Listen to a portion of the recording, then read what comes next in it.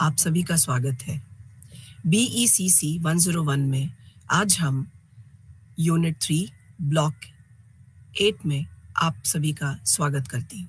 मैं doctor Veena Singh, associate professor, आप सबों को इस सब्जेक्ट के आगे के बिजनेस डिस्क्रिप्शन के बारे में बताएंगे। लागत फलन क्या है, इसके बारे में विस्तृत रूप से चर्चा करने से पहले थोड़ा सा ध्यान मैं पीछे पढ़ाए गए बाकी पाठ्यक्रमों से संबंधित चीज़ों के बारे में एक रोशनी डालना चाहती हूँ। पिछले कई सारे लेक्चर्स में हम लोगों ने उपयोगिता, उत्पाद, लागत और अन्य चीज़ों के बारे में विस्तृत रूप से पढ़ा। आगे बढ़ते हुए लागत के बारे में विस्तृत रूप से पढ़ेंगे ताकि उनमें होने वाले परिवर्तन किस प्रकार विभिन्न तरीके से मांग और पूर्ति पर असर डालते हैं, इसके बारे में समझ बन सके। सर्वप्रथम यह जानना जरूरी है कि लागत फलन क्या है। लागत फंक्शन एक गणितीय सूत्र है जिसका उपयोग किसी निश्चित मात्रा में उत्पादन के लिए उत्पादन की कुल लागत की गणना करने के लिए किया जाता है। यह उत्पादन की लागत और उत्पादन के स्तर के बीच के संबंध को दर्शाता है, जिसमें निश्चित लागत, परिवर्तनीय लागत और कुल लागत जैसे विभिन्न कारक शामिल हैं। इसके पहले हमने उपयोगिता और अन्य उससे संबंधित कारकों के बारे में विस्तृत रूप से पढ़ा। लागत की आवश्यकता इसलिए है क्योंकि किसी भी उत्पाद को, किसी भी प्रोडक्ट को प्रोड्यूस करने के लिए लागत के बारे में जानकारी, गहन जानकारी और विस्तृत रूप से जानकारी होना आवश्यक है। या किसी फर्म और इंडस्ट्री के लिए बहुत ज़रूरी है ताकि कितना प्रोड्यूस किया जाए, कितनी लागत में उस उत्पाद को सुनिश्चित किया जाए, यह सब जानकारी अति आवश्यक है। इसको एक फॉर्मूला से हम समझ सकते हैं, C=FQ। कहाँ C जो है वो उत्पादन की लागत से को दर्शाता है, Q उत्पादन की मात्रा तथा F कार्यात्मक संबंधों को दर्शाता है। लागत की अवधारणा, लागत के सामान्य अवधारणा को समझने के लिए निम्न प्रकार के लागतों को जानना महत्वपूर्ण है और इस अवधारणा की समझ हमें इनके अन्य विशेषताओं और उस पर होने वाले परिवर्तन के बारे में समझ दे सकती है। लेखांकन लागत और आर्थिक लागत, परिव्यय लागत और अवसर लागत, प्रत्यक्ष या पता लगाने योग्य लागत और अप्रत्यक्ष पता न लगाने योग्य लागत, वृद्धिशील लागत और डूब लागत, निजी लागत और सामाजिक लागत, निश्चित लागत और परिवर्तनीय लागत। इतनी तरह की लागत की अवधारणा है जिसको समझना अति महत्वपूर्ण है। उपचार के संबंध में लागत की अवधारणा, लेखांकन लागत को थोड़ा सा समझते हैं। लेखांकन लागत वे हैं जिनके लिए उद्यमी उत्पादन के लिए संसाधन प्राप्त करने के लिए सीधे नकद भुगतान करता है, यानी जैसे कच्चे माल में दिए गए जाने वाला पैसा, मशीनों के भुगतान में की गई कीमत, श्रमिकों को दिए जाने वाला वेतन, बिजली का शुल्क, भवन या प्लॉट किराए पर लेने या खरीदने में होने वाली लागत आदि शामिल है। लेखांकन लागतों का व्यय के रूप में माना जाता है। चार्टर्ड अकाउंटेंट उन्हें वित्तीय विवरणों में दर्ज करते हैं। जैसे कि अमूमन आप किसी भी कंपनी में देखते हैं, लेखांकन लागत होता है जिसमें अकाउंटेंट एंट्रीज करते हैं, कितने भुगतान जो है श्रमिकों को दिए गए, कितने की मशीन आई, कितने के कच्चे तेल और माल आए, इन सारी चीज़ों के बारे में विस्तृत रूप से डिस्क्रिप्शन देने को हम लेखांकन लागत कहते हैं, जिसको हम लिख करके कहीं ना कहीं दर्ज करते हैं। उनमें वित्तीय विवरण शामिल होता है। दूसरा है आर्थिक लागत। कुछ ऐसी लागतें होती हैं जिन्हें लेखांकन लागतों में नजरअंदाज कर दिया जाता है या जिसको हम नहीं देख पाते हैं या नहीं हमसे छूट जाता है कई बार, जिनमें वह पैसा शामिल है जिसे उद्यमी छोड़ देता है, यानी कि एंटरप्रेन्योर अगर अपना दिमाग दे रहा है या जो उद्यमी है वो अपनी सोच, अपना विचार, अपना कोई कंट्रीब्यूशन दे रहा है जिसको हम कहीं लिखते नहीं है, हमारे अकाउंट्स में कहीं शामिल नहीं होता है, उससे हम आर्थिक लागत कहते हैं। लेकिन अगर उसमें अपना समय, प्रयास, निवेश दूसरे उद्यमों में लगाया होता तो शायद उसकी वहाँ कमाई होती, उसकी उसको एक सैलरी मिल रही होती, वो कहीं से कुछ उसका प्रॉफिट कमा रहा होता। उदाहरण के लिए, यदि उद्यमी अपने खुद के व्यवसाय पर काम करने के बजाय दूसरों को अपनी सेवाएं बेची होती हैं, तो उसे आय होती है। ऐसा अमूमन कई जगह देखा जाता है। जो अपना नया स्टार्टअप शुरू करते हैं या जो अपनी नया काम शुरू करते हैं, वो पहले कहीं ना कहीं किसी ना कंपनी में एज अ मार्केटिंग मैनेजर या एज अ फाइनेंस एडवाइजर या एज अ, आप कह सकते हो कि एचआर एक्सपर्ट के रूप में कहीं ना कहीं कंपनियों में काम कर रहे होते हैं। पर जब वो अपना खुद का एक व्यवसाय स्थापित करते हैं, तो उसमें बहुत तरीके से वो कंट्रीब्यूट करते हैं, चाहे वो अगर मार्केटिंग एक्सपर्ट रहे हों किसी कंपनी में जहाँ उनको पेमेंट मिल रही हो, सैलरी मिल रही होती है, पर उसमें फिर भी यहाँ पे अपनी व्यवसाय में वह उद्यमी अपना कंट्रीब्यूशन तो देता है, अपना कहीं न कहीं अपना एफर्ट तो लगाता है, पर उससे उससे कोई आमदनी नहीं लेता, क्योंकि उसका वो खुद का व्यवसाय है। तो ज़ाहिर-सी बात है, ये सारी चीज़ें नज़रअंदाज कर दी जाती हैं और उन्हें लेखांकन लागतों में ये दर्ज नहीं कराया जाता है। यानी कि वित्तीय विवरणों में यह नहीं आता है कहीं भी, उसको हम आर्थिक लागत कहते हैं। वहीं अगर इसके लिए वो किसी को हायर करता या किसी को पोस्ट करता, तो उसके लिए उसको सैलरी देनी होती, जो कि वित्तीय विवरणों में शामिल होता। इसी प्रकार दूसरों को देने के बजाय अपनी व्यवसाय में लगाई गई पूंजी पर संभावित रिटर्न उनके संसाधनों द्वारा उत्पन्न उत्पादन, जिससे वह दूसरों के लाभ के लिए इस्तेमाल कर सकता है। यदि आर्थिक लागत के अन्य उदाहरण है, आर्थिक लागत उद्यमियों के असाधारण लाभ की गणना करने में मदद करती है, अर्थात वह लाभ जो वह अपने उद्यम के अलावा अन्य उद्यमों के निवेश करके सामान्य लाभ से अधिक अर्जित करेगा। यहाँ कुछ चीजें रेड से हाईलाइट की गई हैं, जिसमें कि पूंजी है, आर्थिक है, उद्यमी को है, लाभ की पूंजी की में जो लगाएगी, व्यवसाय में जो पूंजी लगाएगी उसका संभावित रिटर्न के बारे में बताया गया है। वहीं आर्थिक लाभ में उसका वह इस्तेमाल कर लेता है, कहीं ना कहीं वो पूंजी किसी और को वो एज अ सैलरी देता है, उसको अपने आर्थिक लाभ में लगा लेता है। आर्थिक लागत उद्यमी को असाधारण लाभ की गणना करने में मदद करता है, कि उसे बहुत अलग तरीके से, बहुत एक्सक्लूसिव कहीं ना कहीं एक फायदा हो सकता है, तो जो कि सामान्य लागतों से अधिक अर्जित करता है। वो कहीं सामान्य अगर हम अवधारणा रखें, तो उससे कहीं ज्यादा उसको लाभ अर्जित होती है। अब हम चर्चा करते हैं व्यय की प्रकृति के संदर्भ में लागत की अवधारणा। व्यय लागत उद्यमी द्वारा इनपुट को नियोजित करने के लिए वास्तविक व्यय को परिव्यय लागत कहा जाता है। इनमें मजदूरी, किराया, बिजली, ईंधन शुल्क, कच्चे माल आदि भुगतान होने वाली लागतें शामिल हैं। हमें उन्हें व्यवसाय के लिए सामान्य व्यय के रूप में मानना चाहिए। उद्यमी इन सारे इनपुट्स को नियोजित करता है, और साथ में उन्हें हम परिव्यय लागत भी कहते हैं, व्यय को परिव्यय लागत कहते हैं। इनपुट्स जो भी व्यय में खर्च हो रहा है, इनपुट्स में जो भी चीजें लग रही हैं, वो सब सामान्य ही रूप से माना जाता है, क्योंकि यह व्यय लागत है। अवसर लागत क्या है? अब अवसर लागत अगले सर्वोत्तम विकल्प से होने वाली आय, जो बेस्ट टू बेस्ट फायदा हो सकता है, जिससे उद्यमी द्वारा कुछ निश्चित विकल्प चुनने पर छोड़ दिया जाता है। जैसे उदाहरण के लिए हम लेते हैं, किसी उद्यमी को वेतन मिल सकता था यदि वो अपने व्यवसाय में समय बिताने के बजाय दूसरों के लिए काम करता। ये लागतें छूटे हुए अवसर की गणना करते हैं और उस आय की गणना करते हैं जो हम किसी अन्य नीति का पालन करके कमा सकते हैं। यानी कि वही वो पॉलिसीज अगर यहाँ अप्लाई करता और उसे एक उच्चतम अवसर मिलता, उससे ज्यादा फायदा होता है, तो उसको हम अवसर लागत कहते हैं। अपॉर्चुनिटी कॉस्ट के बारे में हम पहले भी थोड़ा बहुत पढ़ चुके हैं पिछले अपने सारे लेक्चर्स में। प्रत्यक्ष लागत की अवधारणा थोड़ी सी समझने की जरूरत है, क्योंकि अब अगला है प्रत्यक्ष अप्रत्यक्ष, दोनों में जाते हैं, डायरेक्ट एंड इनडायरेक्ट जो भी कॉस्ट लगती है।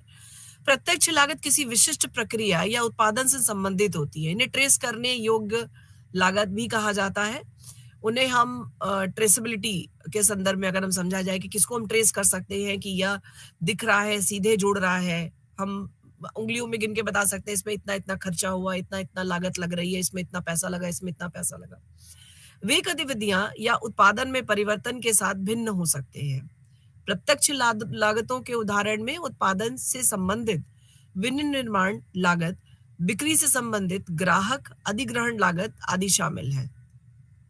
अप्रत्यक्ष लागत जो है गतिविधियों के साथ परिवर्तित हो सकती हैं, भिन्न भी हो सकती हैं, बदल भी सकती हैं। जैसे कि उत्पादन से संबंधित विनिर्माण लागत, बिक्री से संबंधित बिक्री हो रही है तो ग्राहक का अधिग्रहण लागत आदि शामिल होता है। तो ये सारी चीजें जो है प्रत्यक्ष लागत में आती हैं। अप्रत्यक्ष लागत को थोड़ा सा समझते हैं। अप्रत्यक्ष लागत या अप्राप्य लागत वो सीधे किसी विशिष्ट गतिविधियां या व्यवसाय के घटक से संबंधित नहीं होती हैं। उदाहरण के लिए बिजली के शुल्क में वृद्धि या आय पर देकर, यानी बिजली के जो शुल्क लग रहा है उसमें वृद्धि या आय पर होने वाला टैक्स कर जो है, हालांकि हम अप्रत्यक्ष लागतों का पता नहीं लगा सकते, लेकिन वो महत्वपूर्ण है क्योंकि वे समग्र लाभप्रदता को प्रभावित करते हैं। महत्वपूर्ण जरूर होता है लेकिन उस शुल्क का पता हम नहीं लगा सकते। सीधे सीधे कहीं भी आपको बिजली का जो भी शुल्क आया है वो हर जगह पहले से आप उसका अनुमान भी नहीं लगा सकते। तो ये प्रत्यक्ष अप्रत्यक्ष लागत थी, लेकिन वो बहुत इंपॉर्टेंट भी होती है क्योंकि कहीं ना कहीं हम वो पूरे ही प्रोडक्शन प्रोसेस को बहुत असर डालती हैं। उद्देश्य के लिए संदर्भ में लागत की अवधारणा, वृद्धिशीलता लागत, ये लागतें हैं तब आती हैं जब व्यवसाय किसी नीतिगत निर्णय ले लेता है। उदाहरण के लिए उत्पादन लाइन में बदलाव, नए ग्राहक बनाना, उत्पादन बढ़ाने के लिए मशीनरी अपग्रेड करना वृद्धिशील लागतें होती हैं। यानी कि कहीं न कहीं हमें वृद्धि करनी है, इमीडिएट चेंजेस करने हैं, या आप मान सकते हैं कि मान लीजिए कि ग्राहक जो है उसमें कुछ बदलाव चाहता है, या किसी प्रोडक्ट में सेंसर लगा है बट ग्राहक चाहता है कि इसमें सेंसर ना लगे होने चाहिए। ऐसे बहुत सारे प्रोडक्ट मार्केट में आ रहे हैं, या ऑटो कट होना चाहिए, या सेल्फ रिस्पोंडेड होना चाहिए, अपग्रेडेड होना चाहिए सिस्टम्स का। कई सारी चीज़ें नए बदलाव की माँग के वजह से भी नीतिगत निर्णय मिलता है। वो उसके मैन्युफैक्चरिंग में बहुत बड़ा चेंज ले आता है। टेक्नोलॉजी वाइज आप कह सकते हैं, नॉन टेक्नोलॉजी वाइज भी आप कह सकते हैं, और किसी भी तरीके से पैकेजिंग का भी पार्ट हो सकता है, प्रमोशनल का भी पार्ट हो सकता है। और अत्यधिक मांग की वजह से मशीनें भी अपग्रेड हो सकती हैं, मशीनों की क्वांटिटी को भी बढ़ाया जा सकता है। उसको हम वृद्धिशील लागतें कहते हैं। बढ़ते हुए क्रम में जैसे जैसे जिस जिस चीज की जरूरत होती है वो लागतें, वो कॉस्ट जो कि वृद्धिशीलता को दर्शाती हैं, उनको हम वृद्धिशील लागत कहते हैं। डूब लागत क्या होती है? चूस लागत वे लागतें हैं, डूब लागत, जो उद्यमी पहले से उठा चुका होता है और अब वह उन्हें फिर से वसूल नहीं कर सकता।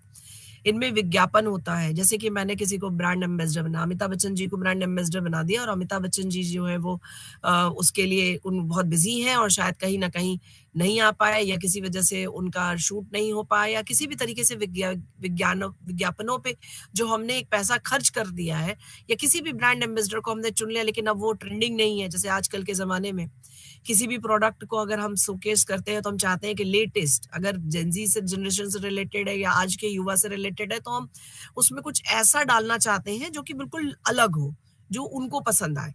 और हमने पहले ही किसी उस पे खर्च कर दिया है, किसी और ब्रांड एम्बेसडर पे खर्च कर दिया है, तो कहीं ना कहीं विज्ञापन भी एक बहुत अहम भूमिका निभाता है वहां पे। और विज्ञापनों पे किया जाने वाला खर्चा वहां से तो वापस आएगा नहीं उस समय, क्योंकि हमने ऑलरेडी कमिटमेंट कर दिया है, पैसा दे दिया, तो वो और फिर वो ना चला और उसे हमारी कंपनी को या हमारे प्रोडक्ट को कोई फायदा नहीं हो रहा है। तो शोध करने और मशीनरी खरीदने पर जो किए जाने वाला खर्च इत्यादि, ये सब शामिल पैसा होता है, उसको हम डूब लागत कहते हैं। भाई हम रिसर्च कर रहे हैं, हमने बहुत लंबा टाइम ले लिया रिसर्च में, प्रोडक्ट उसके हमारी राइवल कंपनी ने 2-4 प्रोडक्ट निकाल दिए उस तरीके के, तो शोध में लगने वाला पैसा हमारा डूब गया। मशीनरी हमने यूज की लेकिन हमको अपग्रेडेड मशीनरी चाहिए थी, हमें अच्छी मशीनरी लेनी चाहिए थी, लेकिन हमने काफी पैसा उसमें खर्च कर दिया है, और उसमें खर्च किए जाने वाला पैसा इसमें शामिल हो चुका है, ऑलरेडी जा चुका है मशीनों के लिए। अब उसमें कोई बदलाव हम नहीं कर सकते, तो वो पैसा कहीं ना कहीं उद्यमी का डूब ही जाता है, तो उसे हम डूब लागत कहते हैं। भुगतानकर्ताओं के संदर्भ में लागत की अवधारणा को थोड़ा समझते हैं, जिसमें निजी लागत और सामाजिक लागत आते हैं। ये लागतें व्यवसाय द्वारा अपने उद्देश्यों को आगे बढ़ाने के लिए वहन की जाती हैं। उद्यमी इन्हें निजी और व्यवसायिक हितों के लिए खर्च करता है। उदाहरण के लिए विनिर्माण, उत्पादन, बिक्री, विज्ञापन आदि की सारी लागतें जो है, ये सब निजी लागतें होती हैं। स्वयं ही वह इन सारी लागतों को वहन करता है। पर्सनल कॉस्ट में आप कह सकते हैं कि इनमें अपनी व्यावसायिक हित के लिए खर्च करना चाहता है, जैसे उत्पादन पे, बिक्री, विज्ञापन पे खर्च होने वाला खर्च, ये सारी चीजें निजी लागतें हैं। सामाजिक लागत क्या है और कैसे यह भिन्न है निजी लागतों से, बाद में भी हम एक बार इस पे परिचर्चा करेंगे बहुत अच्छे से। जैसे कि नाम है, पता चलता है कि यह सामाजिक और निजी हितों के लिए व्यवसाय पे खर्च किए जाने वाले सामाजिक लागत वहन करता है।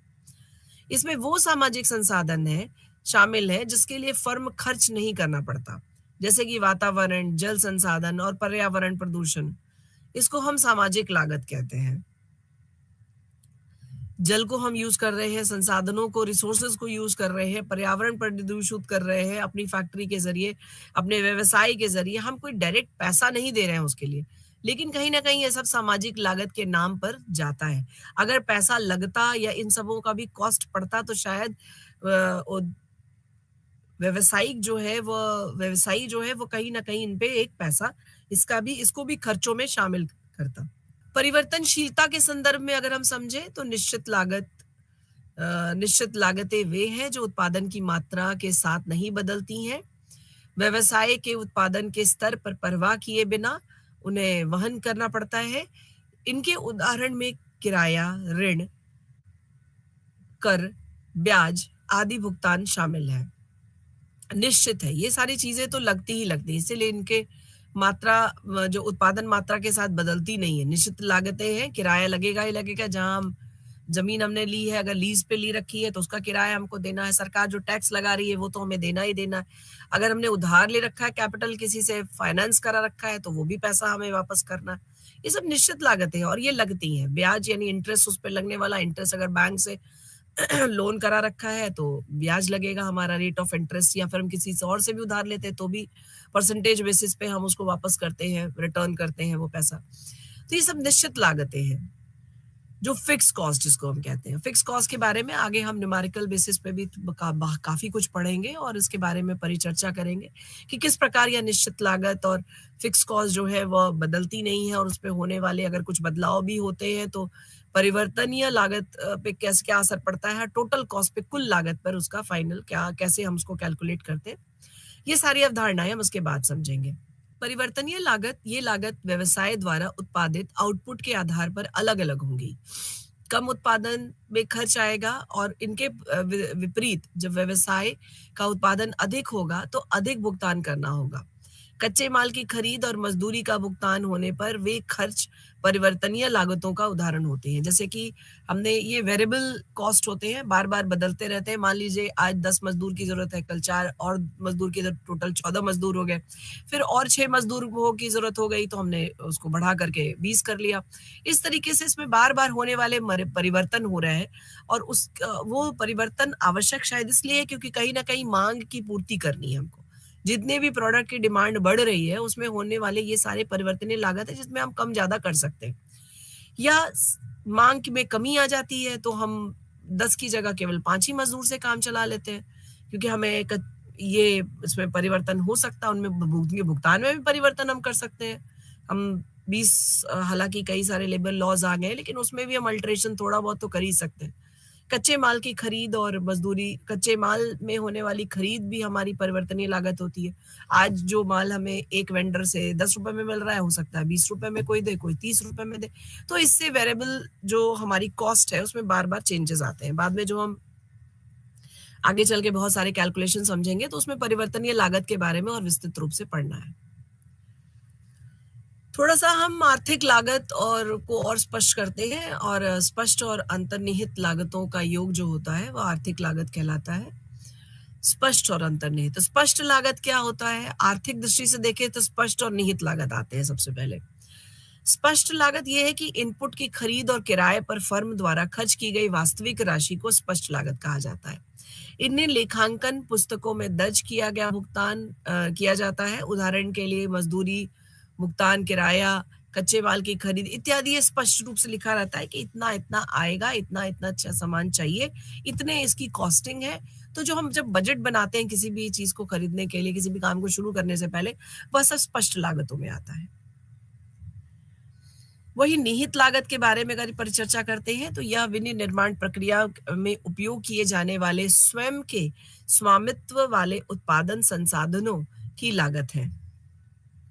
या मालिक द्वारा आपूर्ति किए गए इनपुट के अनुमानित मूल्य है, इन्हें लेखांकन पुस्तकों में दर्ज नहीं किया जाता। जैसे कि हो सकता है स्वयं स्वामी इस उत्पादन संसाधनों के लागत की को एस्टिमेट कर रहा हो, या वो मान के चल रहा हो कि इसकी आपूर्ति इतने इनपुट्स में हो जाएगी, इनके मूल्य इतने लगेंगे, कॉस्टिंग इतनी आएगी। ये एक जो वो एक टेंटेटिव अपने दिमाग में आप कह सकते हैं, या अपने स्वामी उत्पादन के संसाधनों की लागत जो वो बनाता है अपने एक जो मालिक है, स्वामित्व जिसका है, उसे हम निहित लागत कहते हैं। थोड़ा सा सामान्य लाभ के बारे में भी समझ लेते हैं, या उत्पादकों को व्यवसाय में बनाए रखने के लिए आवश्यक न्यूनतम राशि जो होती है। दूसरे शब्दों में यह उद्यमी की न्यूनतम आपूर्ति कीमत है, जिसे उद्यमी का वेतन भी कहा जा सकता है, उसे हम सामान्य लाभ कहते हैं। कुल लागत या किसी भी कंपनी द्वारा किसी वस्तु की एक निश्चित मात्रा वस्तु की एक निश्चित मात्रा के उत्पादन पर खर्च की गई कुल राशि को संदर्भित करता है।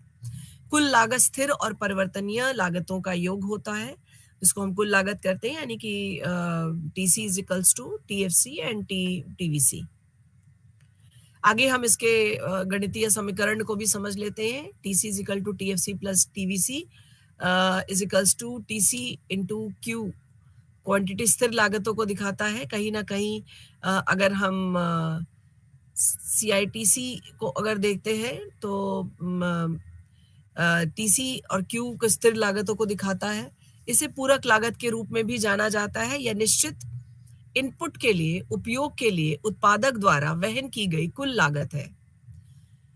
उदाहरण के लिए भूमि, भवन और किराया, पूंजी, ब्याज, लाइसेंस शुल्क इत्यादि, ये सब जो है वह कुल स्थिर लागतों में आता है।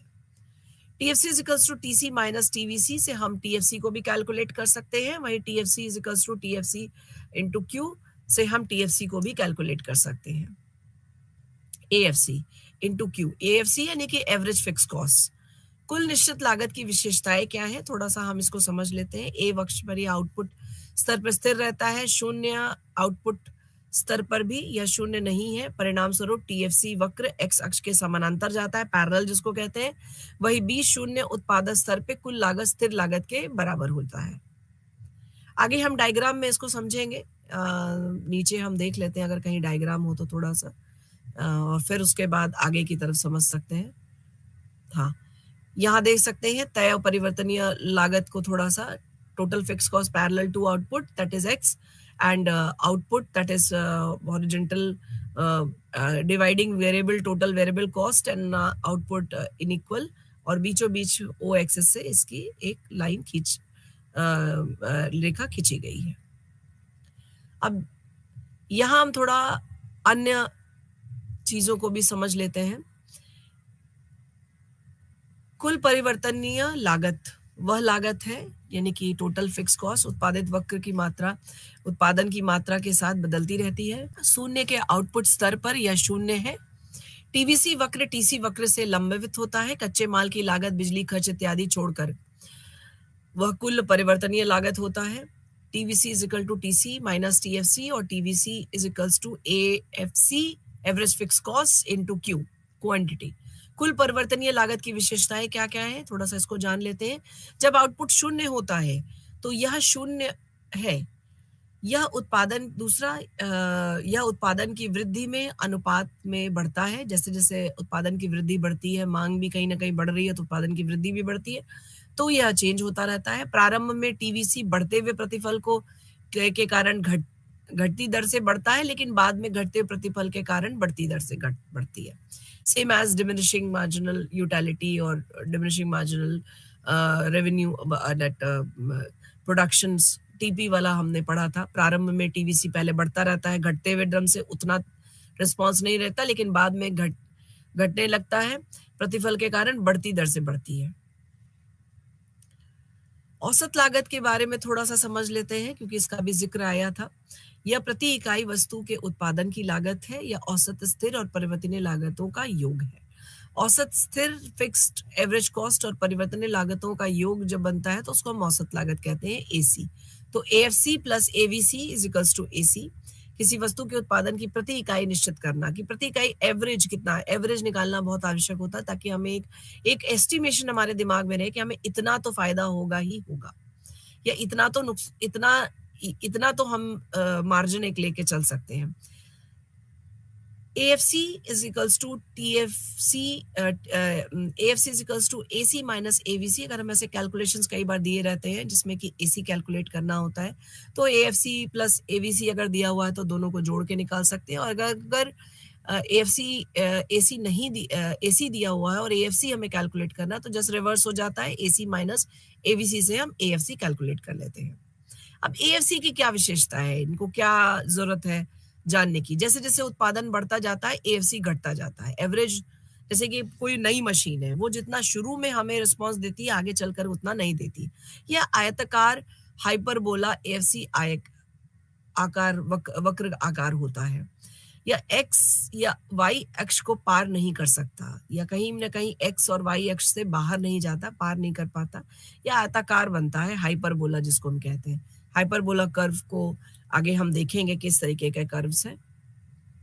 औसत परिवर्तनशील लागत यह प्रति इकाई वस्तु के उत्पादन में परिवर्तनीय लागत है। परिवर्तनीय अनुपात के नियम के कारण यह एवीसी यू आकार का हो जाता है। अगर एवरेज वेरिएबल कॉस्ट को हम देखें तो यह यू आकार का बन जाता है। वहीं आपकी एएफसी की विशेषता यह है, जो फिक्स कॉस्ट है वो हमारा आयताकार हाइपरबोला बनता है, वही एवीसी जो है हमारा यू आकार का बनता है। कई बार ये सवाल पूछा जाता है कि एवीसी क्यों यू आकार का होता है, एएफसी क्यों आपका हाइपरबोला बनता है। दिस कैन बी या किसी भी वस्तु के एक अतिरिक्त इकाई के उत्पादन के परिणाम स्वरूप दिखाया जाता है। इसमें होने वाले परिवर्तन को संबंधित करता है। टीसी वस्तु एक अतिरिक्त इकाई को उत्पादन को के परिणाम स्वरूप होता है। एएमसी इज इक्वल्स टू जो होता है एमसी, जिसको हम कहते हैं मार्जिनल कॉस्ट। बहुत इंपॉर्टेंट है मार्जिनल कॉस्ट को कैलकुलेट करना, क्योंकि मार्जिनल कॉस्ट हमें बहुत सारी चीजों की जानकारी देता है, जिसमें delta T upon delta C के जरिए कैलकुलेट किया जाता है। क्यू या M C N is equals to T C N minus T C N minus 1। अगर हम डेल्टा निकालने के लिए बैठे तो टी जो है हमारा डेल्टा है, जो भी टोटल कॉस्ट हमारा चल रहा है, और क्यू टीसी यानी कि टोटल कॉस्ट में होने वाले बदलाव डेल्टा से के जरिए जब दर्शाए जाते हैं तो वो टी सी एन माइनस 1 होता है। That is to calculate the rate of change of delta, that the rate of change of total cost. वहीं सी के रेट ऑफ चेंज ऑफ की गणना के जरिए और दोनों को डिवाइड करने पर जब हमको कुछ निकलता है उसको मार्जिनल कॉस्ट कहते हैं। पहले हमने मार्जिनल प्रोडक्ट पढ़ा है, उसके पहले मार्जिनल यूटिलिटी पढ़ा है, अब मार्जिनल कॉस्ट पढ़ रहे हैं। तो मार्जिनल कॉस्ट को सीधे सीधे से समझते हैं कि एक और यूनिट में अगर कोई बदलाव होता है, एक और कॉस्ट प्रोडक्ट की अगर कॉस्टिंग में कोई बदलाव होता है या जोड़ा जाता है कॉस्टिंग में, तो आगे चल के इसका क्या रिस्पॉन्स मिलता है उसको हम मार्जिनल कॉस्ट कहते हैं। तो इधर होने वाले बदलाव में क्या फर्क पड़ेगा उसको हम मार्जिनल कहते हैं। MC is equals to TC V upon delta Q. Delta TVC भी हो सकता है, क्योंकि डेल्टा टीएफसी में तो कोई बदलाव नहीं होता है, डेल्टा टीवीसी ही मेनली जो वेरिएबल कॉस्ट होती है वही बदलाव लाती है। रेट ऑफ चेंज ऑन इससे भी कैलकुलेट कर सकते हैं एमसी हम लोग। थोड़ा सा चूंकि हम जानते हैं कि अपनी जो पूरी टाइमलाइन है उसको हम दो भागों में डिवाइड करते हैं, अल्पकालीन और दीर्घकालीन। अल्पकालीन वक्र कुल परिवर्तनीय लागतों का वक्र समानांतर रहते हैं। कुल स्थिर लागत इन दो वक्रों के बीच में ऊर्ध्वाधर दूरी के पे बराबर होते हैं। टीएफसी वक्र एक्स अक्ष के समानांतर होता है, जबकि टीवीसी वक्र टीसी वक्र के समानांतर होता है।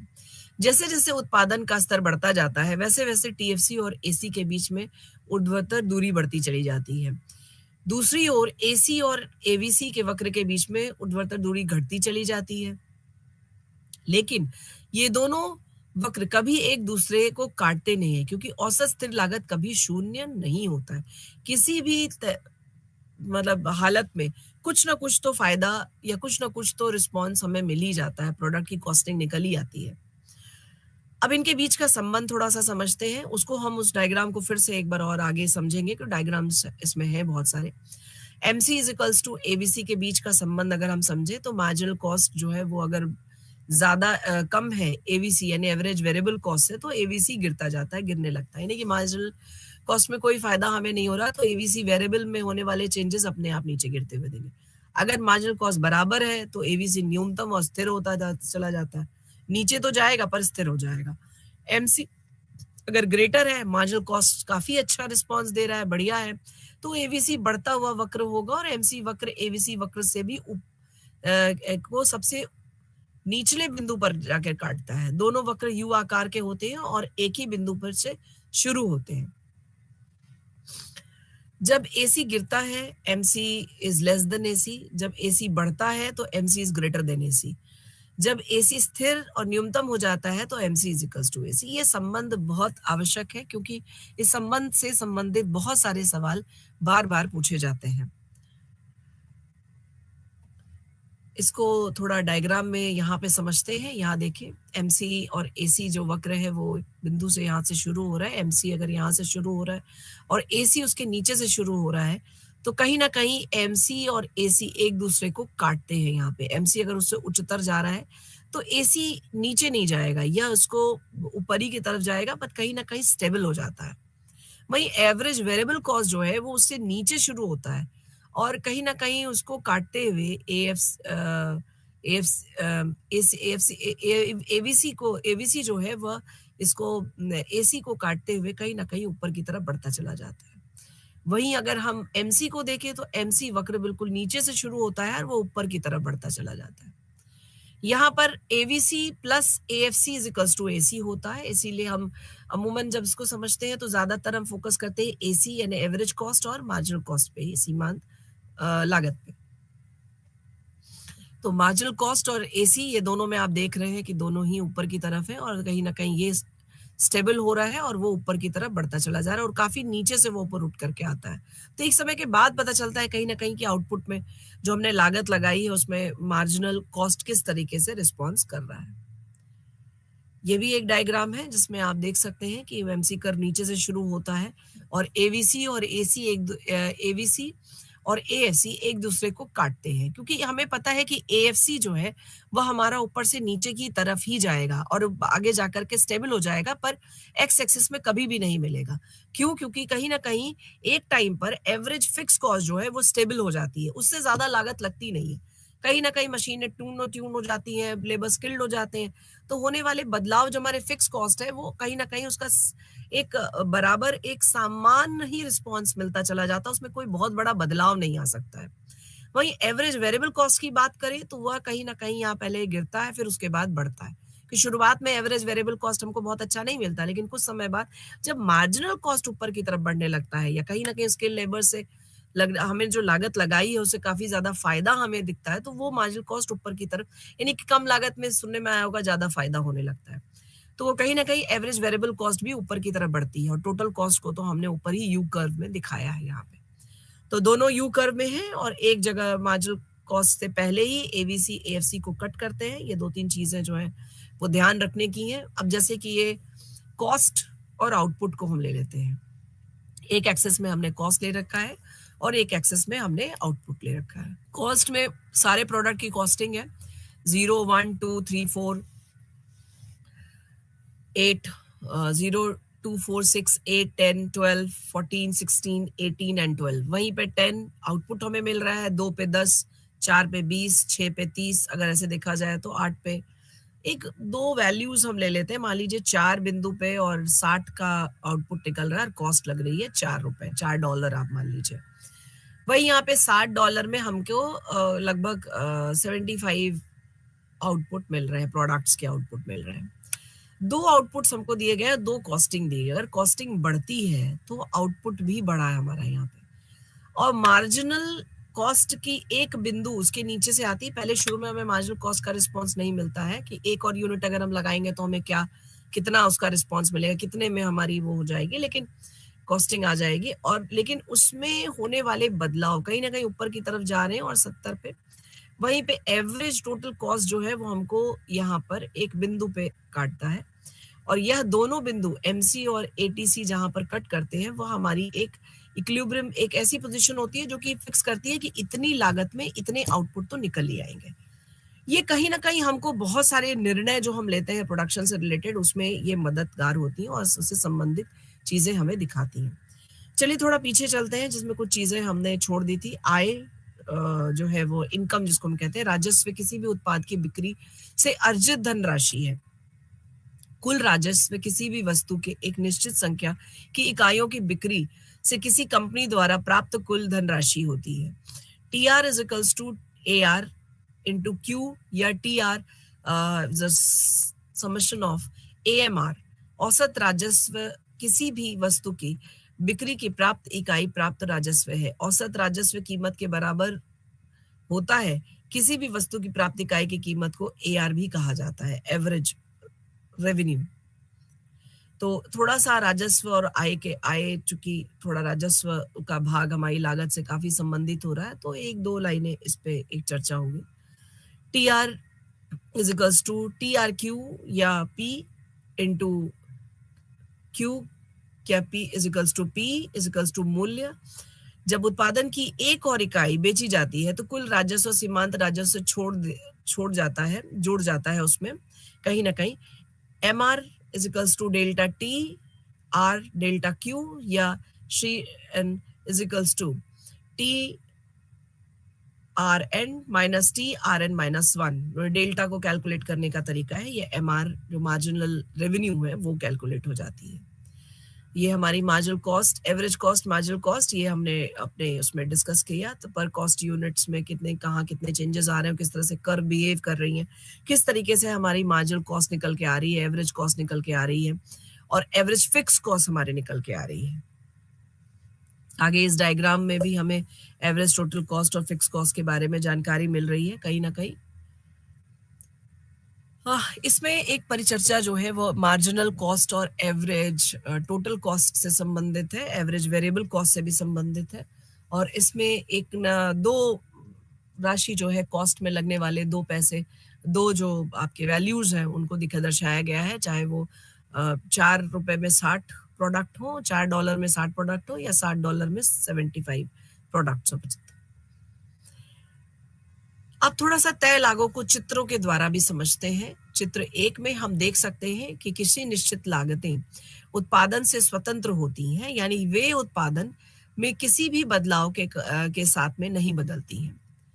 फर्म को ये लागतें अल्पावधि में वहन करनी पड़ती हैं, चाहे उत्पादन का आकार कुछ भी हो। फर्म को ये लागतें तभी भी वहन करनी पड़ती है जब वह अल्पावधि में परिचालन बंद कर देती है। आमतौर पे निश्चित लागतों में किराया, बीमा, प्रीमियम, रखरखाव लागत, कर आदि जैसे शुल्क शामिल होते हैं। चित्र में आप देख सकते हैं कि ये लागतें यहाँ पे स्थिर है। फिक्स कॉस्ट मतलब इतना फिक्स कॉस्ट तो लगेगा ही लगेगा, चाहे हम किसी भी प्रोडक्ट को प्रोड्यूस करें, क्योंकि जब प्रोडक्ट प्रोड्यूस हो रहे हैं तो यह तय लागत कभी भी जीरो नहीं होगा, कुछ ना कुछ फिक्स्ड एक कॉस्ट लगेगी इसमें।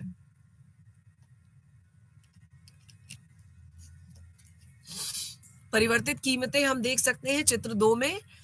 हमें कहीं ना कहीं उत्पादन परिवर्तन के साथ परिवर्तनीय लागत बदलती है। परिवर्तनीय लागत जो है वो मजदूर हो गए, मजदूर में होने वाले परिवर्तन, आज 10 मजदूर है, कल 11 मजदूर है, परसों 12 है, या फिर 8 मजदूर हमें लेने। इसमें होने वाले परिवर्तन जो है वो कच्चे माल की कीमतों को, बिजली की खपत आदि जैसे भुगतान शामिल होते हैं। यदि कोई फर्म अल्पावधि में परिचालन बंद कर देता है तो वह उत्पादन की परिवर्तनीय कारकों का उपयोग नहीं करती है, इसलिए परिवर्तनीय लागत नहीं उठती है। तो यह परिवर्तन लागत, अगर मान लीजिए बिल्कुल प्रोडक्शन नहीं हो रहा है, सब कुछ बंद है, तो वेरिएबल कॉस्ट में कोई भी चेंजेस नहीं आएंगे, वो कंप्लीटली वेरिएबल ही है। बट अगर परिचालन ही नहीं है, अल्पावधि में कोई फर्म बंद हो गई अचानक से, तो उसको, हाँ, उसमें वेरिएबल कॉस्ट कभी भी नहीं आएगा। हाँ, जो टोटल फिक्स कॉस्ट लग चुका है वो तो दिखेगा ही दिखेगा। तो इस तरह से हम कह सकते हैं तय लागत और परिवर्तनीय लागत बहुत अहम भूमिका निभाते हैं किसी भी प्रोडक्ट की प्रोडक्शन में। अर्ध परिवर्तनशील लागत जिसको हम कह सकते हैं कि सेमी वेरिएबल कॉस्ट, कहीं ना कहीं वेरिएबल कॉस्ट ऑफ प्रोडक्शन और टोटल कॉस्ट के बीच का जो गैप होता है, फिक्स कॉस्ट और टोटल कॉस्ट के बीच का गैप जो होता है वो वेरिएबल कॉस्ट ऑफ प्रोडक्शन को दिखाता है। जैसा कि आपने सुन रखा होगा कि एक ऑटोनॉमस कंजम्पशन होता है। अगर एक्स और वाई एक्सेस हम लेते हैं तो वहां पे हम कुछ भी ना खाएं तो कुछ ना कुछ तो मतलब बगैर खाए तो मनुष्य जीवित नहीं रह सकता है। तो ऑटोनोमस कंजम्पशन का कॉन्सेप्ट जब दिया गया तो यही सोच के दिया गया कि कभी भी हम कंजम्पशन को अगर डिफाइन करते हैं या हम कहीं भी एक कंजम्पशन के को निर्देशित करते हैं तो वहां पर हम ऑटोनोमस कंजम्पशन की अवधारणा को जरूर शामिल करते हैं जो स्वतः है। तो स्वतः होने में और आप कह सकते हो टोटल सेमी वेरिएबल कॉस्ट होने में बराबर की चीजें हैं कि या फिक्स्ड है, इसमें कोई भी बदलाव नहीं हो सकता। तो ये वेरिएबल सेमी वेरिएबल कॉस्ट जो है वह वहां पर एक तय लागत के हिसाब से एक एक्सेस में अगर ली गई है तो ये फिक्स कॉस्ट और वेरिएबल कॉस्ट ऑफ प्रोडक्शन के बीच का जो ये गैप दिख रहा है, टोटल कॉस्ट के बीच का प्रोडक्शन का गैप दिख रहा है, उसको हम total cost, total variable cost of production कहते हैं। यानी कि जो लागतें लग रही हैं वाकई में वो तय लागत अलग चीज है, लेकिन जहां से हमारी वेरिएबल कॉस्ट शुरू हो रही यानी कि परिवर्तन हो रहा है, उन परिवर्तन से वाकई लगने वाली टोटल कॉस्ट के बीच का जो वेरिएशंस है, जो चेंजेस हैं, जो खपत है, उनको हम एक निर्धारित शुल्क के जरिए भी दिखा सकते हैं या परिवर्तन को हम इस ग्राफ में दिखाया गया है तो उसको दिखाते हैं, उसको हम वेरिएबल कॉस्ट ऑफ प्रोडक्शन कहते हैं। कई सारे डायग्राम इसमें आएंगे, ये आपको एंगुलर डायग्राम यहाँ पे मिलता है, एक एंगल बन रहा है वाई एक्सिस पे पूरा टोटल, तो वो पैरेलल लाइंस भी हैं और सेमी वेरिएबल कॉस्ट को दिखाता है। अर्ध परिवर्तनीयशील लागत, कई बार परिवर्तनीय लागत जिसको पूछा जाता है, सीढ़ी चरण परिवर्तनीय लागत, ये बहुत इंपॉर्टेंट है।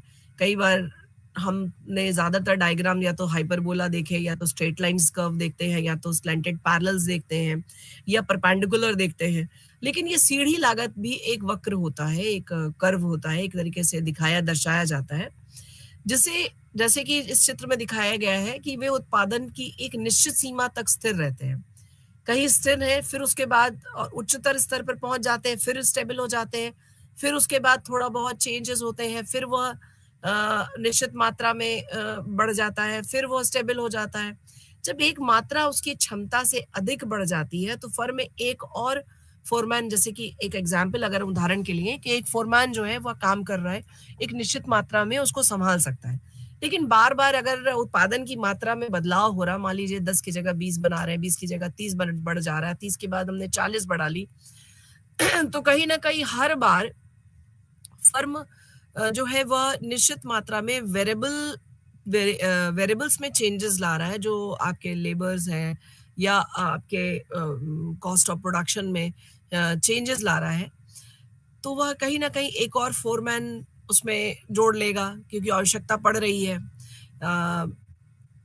जाहिर सी बात है कि उसको रखने की वजह से जो हमारे वेतन में लागत दुगना हो जाती है कहीं ना कहीं। उसी तरीके से तो ये बार बार जो चेंजेस और स्टेबिलिटी आती है यहाँ पर, वह total stair step variable cost को दिखाती है। स्टेयर स्टेप स्टेप यानी कि यहाँ तक स्थिर रही, एक और फोरमैन की जरूरत पड़ी, प्रोडक्शन हमारा बढ़ा, हमने ऐड किया, फिर उसके बाद हमने प्रोडक्शन यहाँ तक बढ़ा लिया, अब हमें लग रहा नहीं और आवश्यकता पड़ सकती है, एक और फोरमैन ले लिया तो कहीं ना कहीं लागत फिर बढ़ गई, फिर हम ये थर्ड स्टेप से ऊपर आ गए।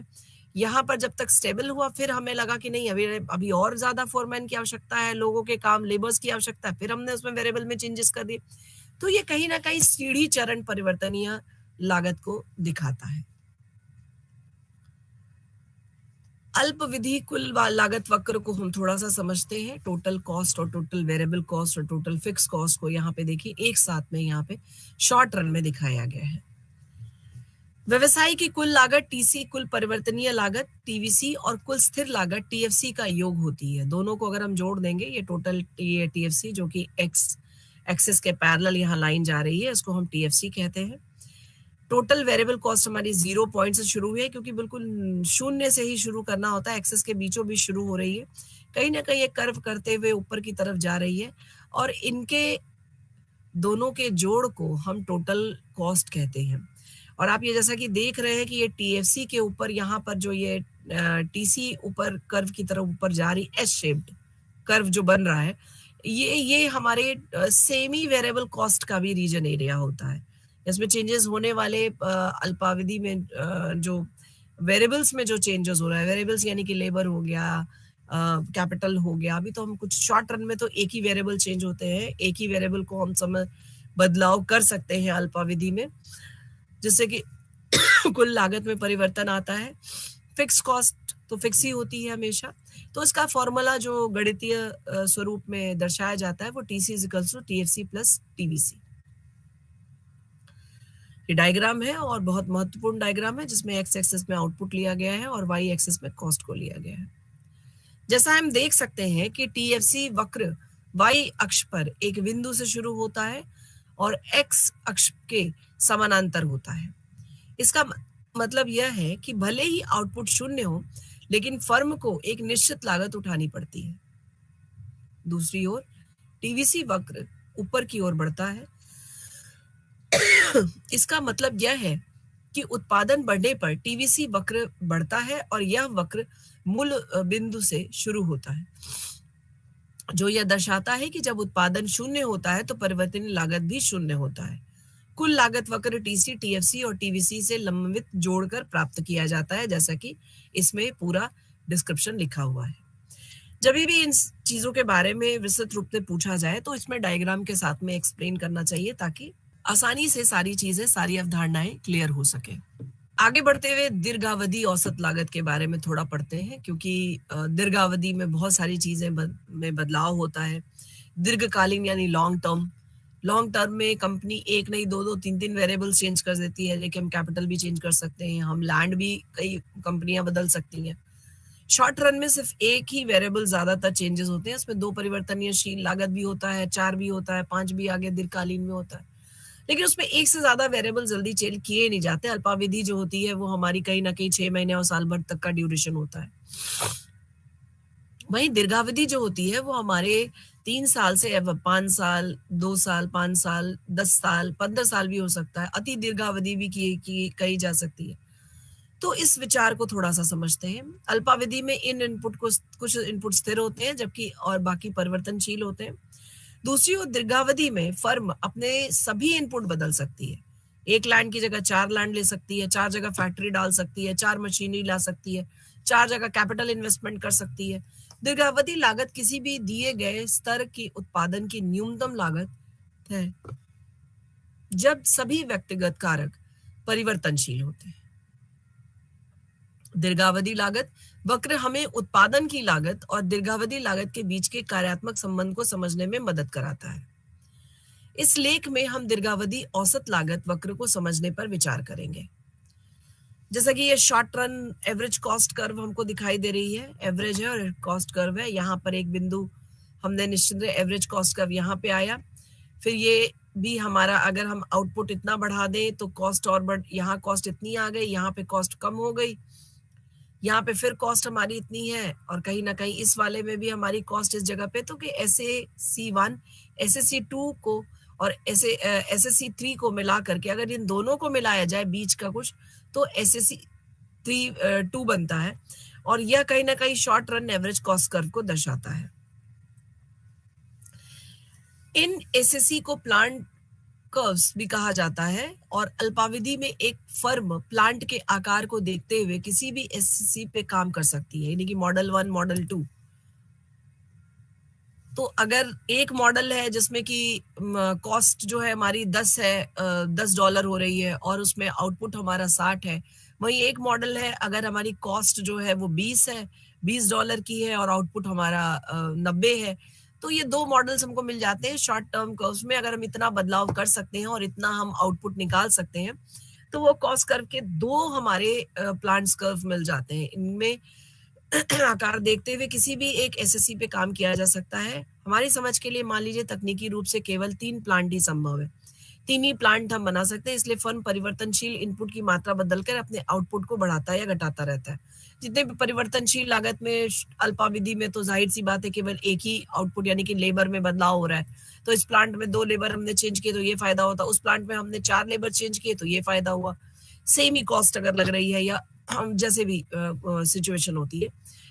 हालांकि लंबे समय में फर्म प्रत्येक SAC की जांच करती है ताकि वह वक्र ढूंढ सके जिसमें वह न्यूनतम लागत पर उत्पादन के निश्चित स्तर बनाने की अनुमति देता है। यानी कि वो कोई एक SAC नहीं ग्राफ करता, वो SAC 1, 2, 3 के बीच में यह चयन करता है कि इसमें सबसे अच्छी SAC कौन सी है। अब हम ओबी की मात्रा उत्पादन उत्पन्न कर रहे हैं तो कहीं नहीं एसएससी 1 और एसएससी 2 के बीच में चयन कर सकते हैं। यदि ध्यान दें तो एसएससी 2 की तुलना में कम लागत के कारण एसएससी 1 का चयन करेगी। जाहिर सी बात है, इस कर्व को देखिए, यहाँ एसएससी जो हमारा 2 है वह एसएससी से 1 से एवरेज कॉस्ट ऊपर है ये, तो कहीं ना कहीं इन दोनों में वो इसको चुनेगी।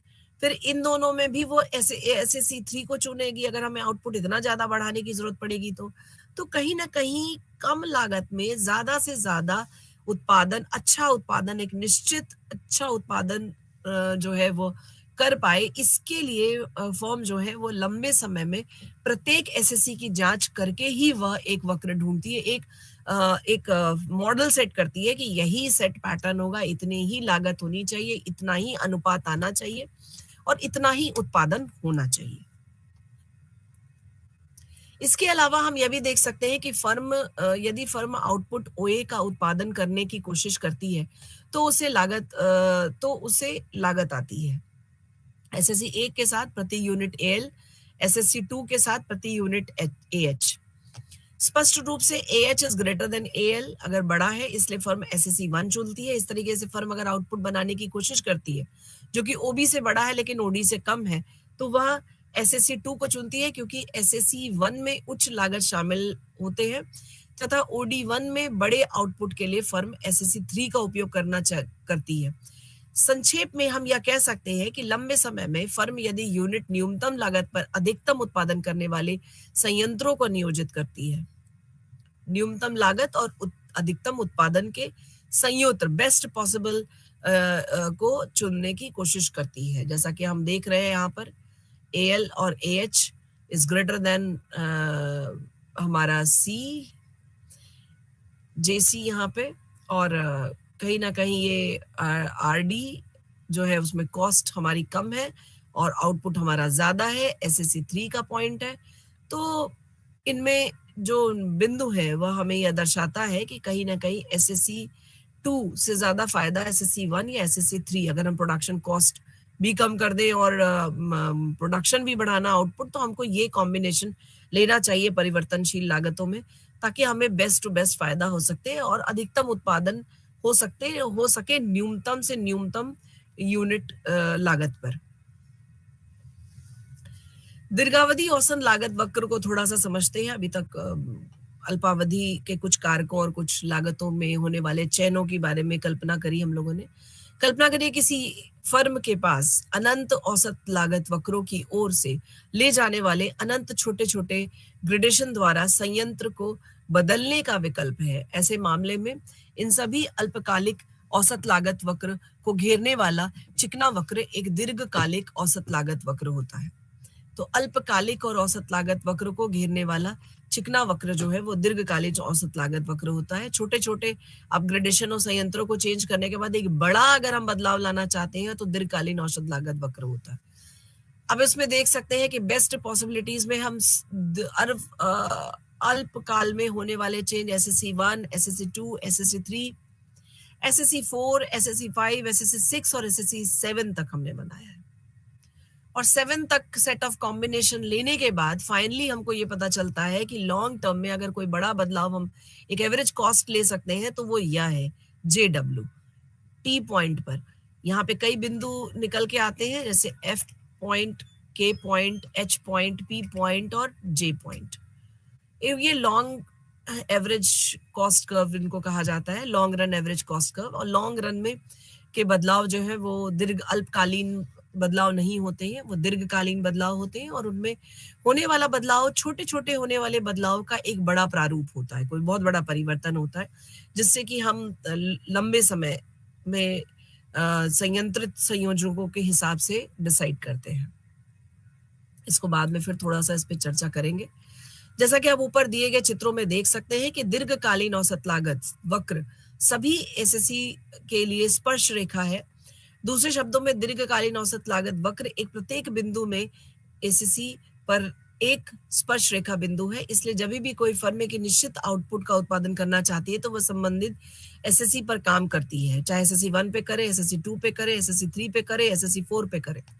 ऊपर दिए गए चित्र 2 में आप देख सकते हैं कि आउटपुट ओएम बनाने के लिए दीर्घ अवधि औसत लागत वक्र पर संगत बिंदु जी है तथा संगत SSC2 है। इसलिए फर्म बिंदु जी पर SSC2 पर काम करती है और इस तरह से फर्म अपने आउटपुट आवश्यकता के आधार पर अलग अलग SSC चुनती है। फर्म के लिए SSC3 के साथ आउटपुट OM का उत्पाद करना भी संभव है, हालांकि इससे SSC2 की तुलना में उत्पादन की लागत अधिक हो जाएगी। दूसरी ओर अधिक आउटपुट OV का उत्पादन करने के लिए फर्म को SSC3 की आवश्यकता होगी। यदि फर्म इसके लिए SSC2 का उपयोग करती है तो इससे उच्च इकाई में समानता प्राप्त होगी। यहाँ हम देख सकते हैं SSC2 और SSC3 की बात। SSC3 उससे नीचे का वक्र है तो कहीं ना कहीं एवरेज कॉस्ट कर्व तो नीचे जा रही है और आउटपुट भी हमारा कहीं ना कहीं बढ़ रहा है। तो जी के एच बिंदु में फर्म इस अल्पावधि में कोई एक कॉम्बिनेशन सेट करती है और चुनती है जिससे कि वो ज्यादा से ज्यादा प्रोडक्शन को बढ़ा सके कम से कम लागतों में। इस हिसाब से हम कह सकते हैं कि दीर्घकालीन औसत लागत वक्र एसएससी के न्यूनतम बिंदु के लिए स्पर्श रेखा नहीं है। इस मामले के लिए दीर्घकालीन औसत लागतों की स्पर्श रेखा को देखा जाता है एसएससी के गिरते हुए हिस्से जबकि वह घट रहे हैं और एसएससी के बढ़ते हुए हिस्से जबकि वह बढ़ रहे हैं। इसलिए न्यूनतम लागत ओक्यू से कम उत्पाद करने के लिए फर्म संयंत्र अपनी पूरी क्षमता से कम औसत उत्पादन की न्यूनतम लागत से कम पर संचालित करती है। न्यूनतम लागत पर क्यू ओक्यू से अधिक उत्पादन उत्पादन करने के लिए फर्म संयंत्र को अपनी इष्टतम क्षमता से अधिक संचालित करती है। ओक्यू इष्टतम बिंदु है क्योंकि आउटपुट ओक्यू दीर्घकालीन औसत लागत के न्यूनतम बिंदु के संगत SSC4 पर उत्पादित होता है, जबकि अन्य संयंत्रों का उपयोग अगर पूर्णता और क्षमता के साथ कम से और आर्थिक पर किया जाता है। केवल SSC4 को न्यूनतम बिंदु पर संचालित किया जाता है। इस डायग्राम में SSC4 को आप देख सकते हैं, कहीं ना कहीं यह OPQ का एक बेस्ट पॉसिबल आउटपुट को शो करता है, जिसमें ना तो वो ज्यादा कॉस्ट की बात कर रहा है और ना तो ज्यादा आउटपुट की। एक जो एग्जैक्ट एवरेज कॉस्ट के हिसाब से आउटपुट होना चाहिए वो ओपी बिंदु पे यानी कि SSC4 के कर्व पे ही बन रहा है। अगर हम उसे आगे बढ़ते हैं और SSC वक्र को आगे बढ़ाते चले जाते हैं, SSC5, SSC6, SSC7 तक आ जाता है, वहां पर कहीं ना कहीं हम कॉस्ट प्रोडक्शन तो बढ़ाते हैं पर उसके हिसाब से पॉइंट जे पे आप देख सकते हैं TW कॉस्ट भी, एवरेज कॉस्ट भी बढ़ जाती है। तो हमें कोई इतना फायदा नहीं होता है जितना हम मान के चलते हैं कि लॉन्ग रन में हमने कोई बहुत बड़ा बदलाव कर दिया, कॉस्ट भी तो हमारी उतनी ज्यादा बढ़ गई है। तो ये न्यूनतम लागत पे जो अधिकतम उत्पादन की जो एक बिंदु है लॉन्ग रन में भी, वो इसी सेट ऑफ अल्पकालीन अवधि के हिसाब से, इस सेट के हिसाब से निकाला जा सकता है, जिससे कि सारे एसएससी कर्व के जरिए यहाँ पे दर्शाया गया है। दीर्घकालीन औसत लागत वक्र यू क्यों होता है? कई बार ये सवाल आता है और ये सवाल पूछा भी जाता है, एग्जाम में भी पूछा जाता है और उसमें भी बताना रहता है हमको। चित्र 2 में आप देख सकते हैं कि एलएसी वक्र दीर्घकालीन औसत लागत यू वक्र की ऊपर ऐसे यू शेप में बन रहा है। यह आकार पैमाने और प्रतिफल पर निर्भर करता है, कितना हमने पैमाना लिया, कितना हमें रिस्पॉन्स मिला, इनपुट आउटपुट कितना हो रहा है। जैसे जैसे फर्म का विस्तार होता है, फर्म बढ़ता है, हमारा काम बढ़ता है, हमारी डिमांड बढ़ रही है, पैमाने का प्रतिफल बढ़ता चला जाता है।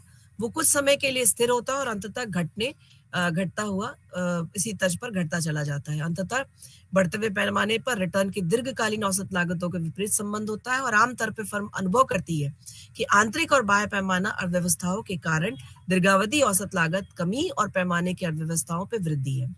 पैमाने की आंतरिक और बाह्य विषमताओं के कारण दीर्घावधि औसत लागतों में वृद्धि और पैमाने में की अर्थव्यवस्था में कमी आती है। ये हम देख सकते हैं, टिल्टेड कर्व भी है। एलएसी वक्र पारंपरिक आर्थिक विश्लेषण के आधार पर दिया गया। अगर प्रौद्योगिकी टेक्नोलॉजी में कोई बदलाव आता, आधुनिक फर्में हैं आजकल सारी की सारी, यू वक्र के अलावा वो एलएसी वक्र एल कर्व भी आता है, बनता है। अचानक से हो गया कोई बदलाव तो आउटपुट अपने आप स्टेगनेंट हो जाता है, कॉस्ट भी एक जगह मिनिमाइज हो जाती, बढ़ जाती है अपने आप ही, आउटपुट को बूस्ट मिल जाता है। तो टेक्नोलॉजी यू वक्र से एल वक्र की तरफ बढ़ जाता है। इस तरह से कई सारे प्रश्न पूछे जाते हैं जिनका सवाल और जवाब वक्रों से संबंधित होता है, जिनको हम समय समय पर दे सकते हैं। आज की परिचर्चा के लिए इतना ही काफी और आगे की लेक्चर में हम इसमें होने वाले अन्य बदलावों के बारे में और भी आगे चर्चा करेंगे। धन्यवाद। Thank you so much.